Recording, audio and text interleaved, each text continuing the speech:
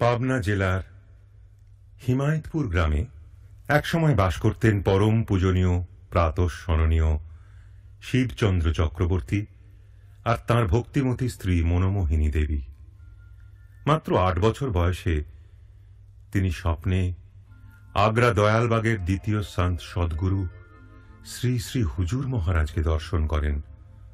পরবর্তীকালে স্বপ্নে পাওয়া সৎ নামেই তিনি দীক্ষা নেন। কিছুদিন পরে তিনি পুনরায় আগ্রায় যান। গুরু দর্শন করে ফিরে আসার দিনে একান্তে বসে মনোমোহিনী দেবী কাঁদতে থাকেন। শ্রী শ্রী হুজুর মহারাজ তাকে ডেকে সান্ত্বনা দিতেই তিনি গুরুর কাছে মনের গোপন কথাটা বলে ফেললেন, বাবা, তোমার মতো একটি ছেলে যদি আমার হতো, তাকে কোলে পিঠে করে তোমার আদর্শে মানুষ করতাম। গুরুদেব তাকে আশীর্বাদ করে বললেন, আরে বেটি, কুল মালিক তেরে পাস আয়েঙ্গে। 11 মাস পার হয়ে 12 মাসে মনোমোহিনী দেবীর কোল আলো করে ভূমিষ্ঠ হলেন স্বয়ং কুল মালিক, অকুলের কাণ্ডারী শ্রী শ্রী ঠাকুর অনুকূল চন্দ্র।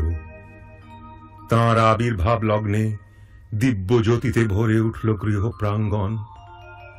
জেলেরা তখন পদ্মায় মাছ ধরছে, তাদেরও চোখে পড়ল সেই জ্যোতির ঝলক। তারা ভাবল, চক্রবর্তী বাড়িতে বুঝি আগুন লেগেছে। পরে তাদের ভুল ভাঙল, আগুন নয়, এক দিব্য জ্যোতি নিয়ে ভূমিষ্ঠ হয়েছেন জ্যোতির্ময়।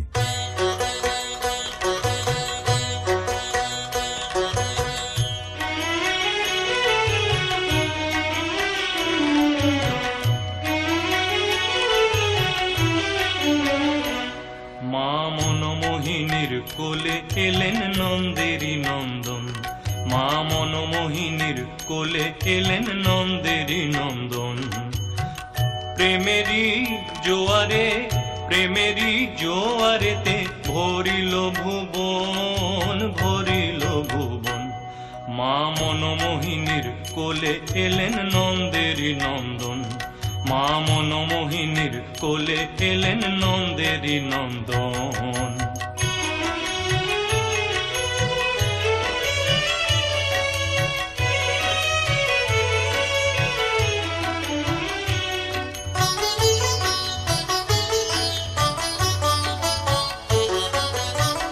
নররূপে ত্রিলোকপতি এলেন ধরা ধামে, চিনতে পারে লোকে তারে অনুকূল নামে।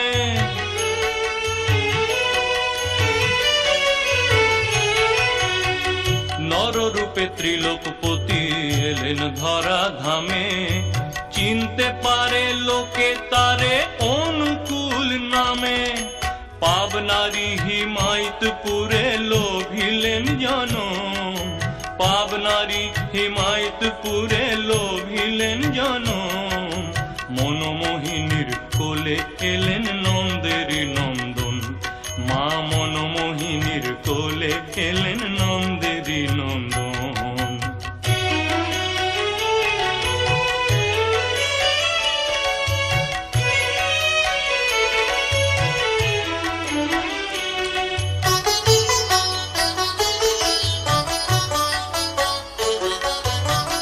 যজন যাজন ইষ্টভৃতি দিলেন গো শিখিয়ে, সঠিক পথের দিশা মোদের দিলেন গো দেখিয়ে।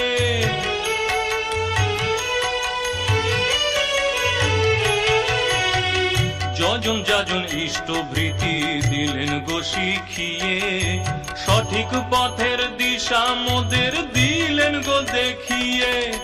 দীক্ষা দিয়ে দেন কাটিয়ে পাপেরই বন্ধন, দীক্ষা দিয়ে দেন কাটিয়ে পাপেরই বন্ধন।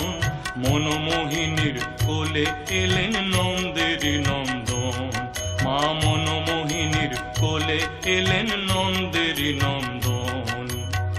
প্রেমেরই জোয়ারে, প্রেমেরই জোয়ারেতে ভরিল ভুবন, ভরিল ভুবন। মা মনোমোহিনীর কোলে এলেন নন্দেরই নন্দন, মা মনমোহিনীর কোলে এলেন নন্দেরই নন্দন, মা মনমোহিনীর কোলে এলেন নন্দেরই নন্দন, মা মনমোহিনীর কোলে এলেন নন্দেরই নন্দন।